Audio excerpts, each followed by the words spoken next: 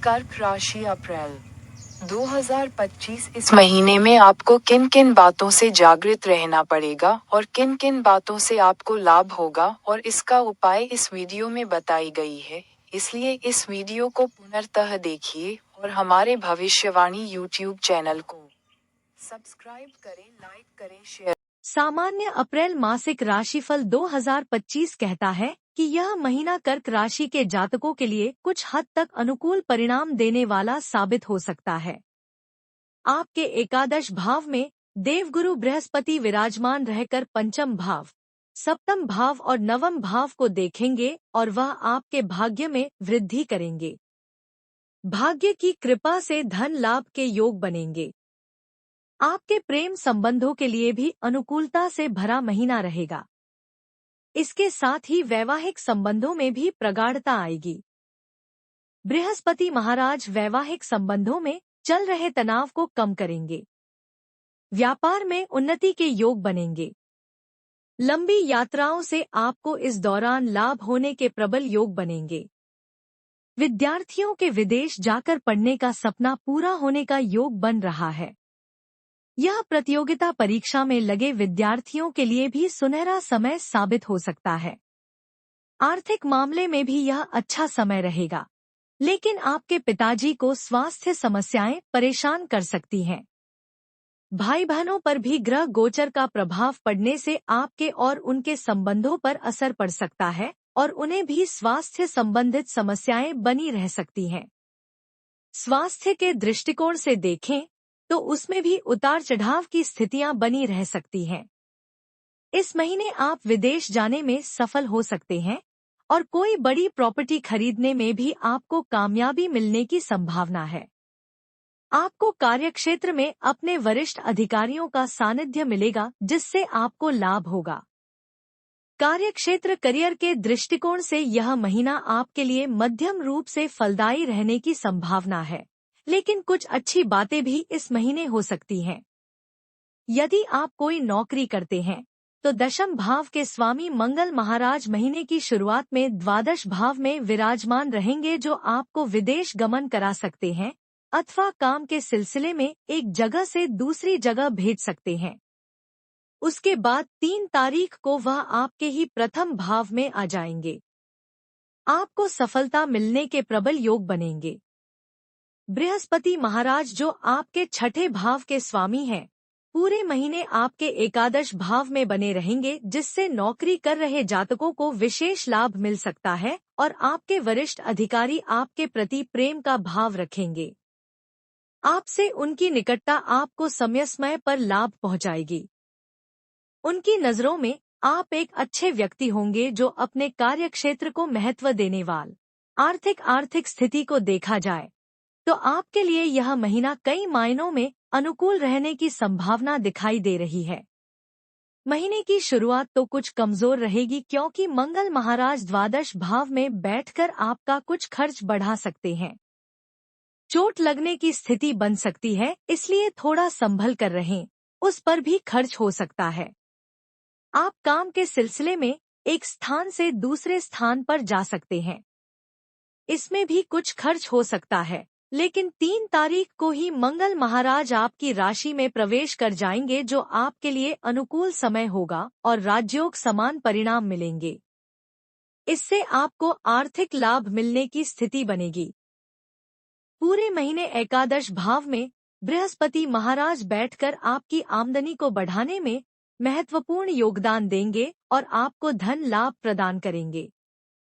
शनि महाराज नवम भाव में बैठकर एकादश भाव को पूर्ण तृतीय दृष्टि से देखेंगे, जो आपकी आमदनी में इजाफा करेंगे। आपको लगातार आमदनी प्राप्त होने का कोई न कोई जरिया प्राप्त होता रहेगा। इसके अतिरिक्त सूर्य महाराज महीने के उत्तरार्ध में 14 तारीख से दशम भाव में प्रवेश करेंगे और अपनी उच्च राशि में होंगे। इससे सरकारी क्षेत्र से भी लाभ के योग बनेंगे। आपको अनेक माध्यमों से धन की प्राप्ति होगी और इस दौरान आपकी आर्थिक स्थिति मजबूत बनेगी। महीने की शुरुआत के कुछ दिनों में शेयर बाजार में निवेश करना आपके लिए लाभदायक साबित हो सकता है। लेकिन महीने का उत्तरार्ध इसके लिए अनुकूल नहीं है, इसलिए उसे दौरान सावधानी बरतनी होगी और किसी भी तरह के निवेश से हाथ पीछे खींचने ही बेहतर रहेगा। हालांकि आप दीर्घकालीन निवेश के बारे में गंभीरता से विचार कर सकते हैं। आप अपनी संतान के भविष्य के लिए भी कोई अच्छी योजना में धन का निवेश कर सकते हैं। स्वास्थ्य अप्रैल मासिक राशिफल 2025 भविष्यवाणी कर रहा है कि यह महीना स्वास्थ्य के दृष्टिकोण से ठीक ठाक रहने की अच्छी संभावना है। फिर भी आपको अपने स्वास्थ्य समस्याओं पर ध्यान देना होगा, क्योंकि महीने की शुरुआत में मंगल महाराज द्वादश भाव में विराजमान रहेंगे। भले ही वह 3 दिन वहां रहेंगे, लेकिन स्वास्थ्य समस्याओं को बढ़ा सकते हैं।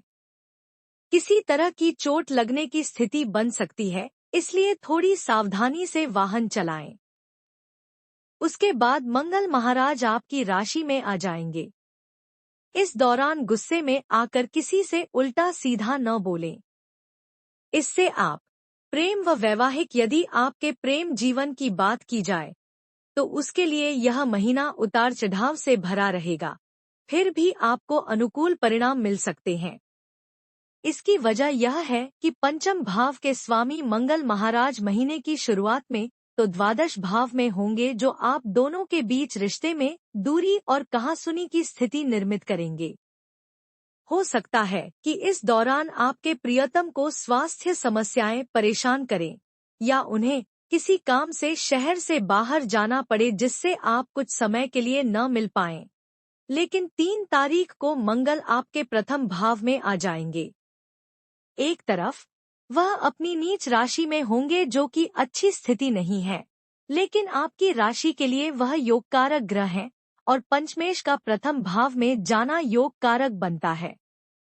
ऐसी स्थिति में आपको आपके प्रियतम का पूरा सहयोग मिलेगा और उनसे आपके संबंध धीरे धीरे मधुर बनेंगे। हालांकि आपको अपने स्वभाव में बढ़ते हुए क्रोध और चिड़चिड़ेपन से बचना होगा, क्योंकि यह आपके रिश्ते में परेशानियां उत्पन्न कर सकता है और बिना किसी ठोस कारण के आपस में लड़ाई झगड़ा करा सकता है।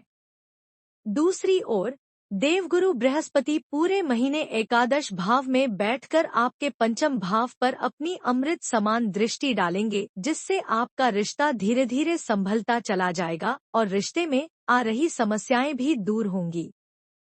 आप अपने प्रेम जीवन का आनंद ले पाएंगे। यदि आप चाहें तो अपने प्रियतम को विवाह का प्रस्ताव भी दे सकते हैं। इससे आपके प्रेम विवाह का मार्ग खुल सकता है। जो लोग अभी तक अविवाहित हैं, उनके विवाह की बात पक्की हो सकती है और कुछ लोगों का विवाह भी इस दौरान हो सकता है। वहीं वैवाहिक संबंधों में बंधे जातकों के लिए यह महीना उतार चढ़ाव से भरा रहेगा। महीने की शुरुआत में द्वादश भाव में बैठे मंगल की अष्टम दृष्टि सप्तम भाव पर होने से जीवन साथी से लड़ाई झगड़े की स्थिति बन सकती है। दूसरी ओर सप्तम भाव के स्वामी शनि महाराज पूरे महीने नवम भाव में रहेंगे, जिससे जीवन साथी के साथ लंबी दूरी की यात्रा पर जाने के योग बनेंगे। लेकिन शनि के साथ सूर्य, शुक्र, बुध और राहु भी विराजमान है, जो शनि को पीड़ित कर सकते हैं। इससे वैवाहिक संबंधों में तनाव बढ़ सकता है और जीवन साथी को अलग अलग प्रकार की स्वास्थ्य समस्याएं परेशान कर सकती हैं। इस सब के बावजूद बृहस्पति महाराज सप्तम भाव को भी संभाले रहें। पारिवारिक, यह महीना पारिवारिक जीवन के लिए मध्यम रहने की संभावना दिखाई दे रही है। चौथे भाव के स्वामी शुक्र महाराज पूरे महीने अपनी उच्च राशि मीन में नवम भाव में विराजमान रहेंगे और महीने की शुरुआत में वह वक्री व्यवस्था में होंगे। ऐसे में माता और पिता को कुछ समस्याएं हो सकती हैं। नवम भाव में राहु, बुध, शनि, सूर्य और शुक्र का पंचग्रही योग पिताजी को स्वास्थ्य समस्याएं भी दे सकता है। ऐसी स्थिति में आपको उनका ध्यान रखने के साथ साथ पारिवारिक आवश्यकताओं पर ध्यान देना होगा। 7 तारीख से नवम भाव में बैठे बुध महाराज और 13 तारीख से शुक्र महाराज वक्री अवस्था से मार्गी अवस्था में आ जाएंगे। वह समय कुछ अनुकूलता लेकर आएगा और पारिवारिक संबंधों को मजबूत बनाएगा। उसके बाद 14 तारीख को सूर्य महाराज नवम भाव से निकलकर दशम भाव में अपनी उच्च राशि मेष में विराजमान होंगे। ये समय पिताजी को भी तरक्की देगा और आपके भी काम में सफलता मिलने के योग बनेंगे, जिससे पारिवारिक जीवन में खुशहाली आएगी। फिर भी आपके पिताजी को कुछ स्वास्थ्य समस्याएं परेशान कर सकती हैं। तीसरे भाव में केतु महाराज विराजमान रहेंगे तथा दूसरे भाव के स्वामी सूर्य महाराज होंगे। इन सभी स्थितियों को देखकर कहा जा सकता है कि भाई बहनों से आपके संबंध बनते बिगड़ते रहेंगे। कभी एकदम से अच्छा महसूस होगा और कभी आपके बीच मतभेद हो सकते हैं।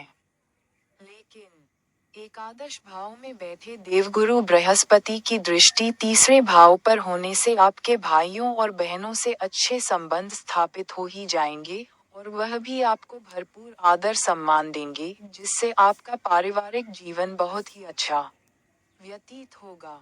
इस महीने आपके भाई बहनों को आपकी आवश्यकता पड़ेगी तो आपको उनकी मदद के लिए तत्पर रहना चाहिए। परिवार को लेकर लंबी यात्राओं पर जाने के योग भी बन रहे हैं। लेकिन ध्यान रखें कि यात्राओं के दौरान किसी को भी किसी प्रकार की असुविधा न हो, इसलिए पहले से ही पूरी तैयारी करके जाएं। उपाय: आपको अपनी राशि के स्वामी चंद्र महाराज के बीज मंत्र का जाप करना चाहिए। शिव जी का रुद्राभिषेक कराएं अथवा प्रतिदिन शिवलिंग पर दूध मिश्रित जल अर्पित करें। हनुमान चालीसा का पाठ करना भी अत्यंत लाभ देगा। गुरुवार के दिन किसी स्थान पर पीपल का वृक्ष लगाएं।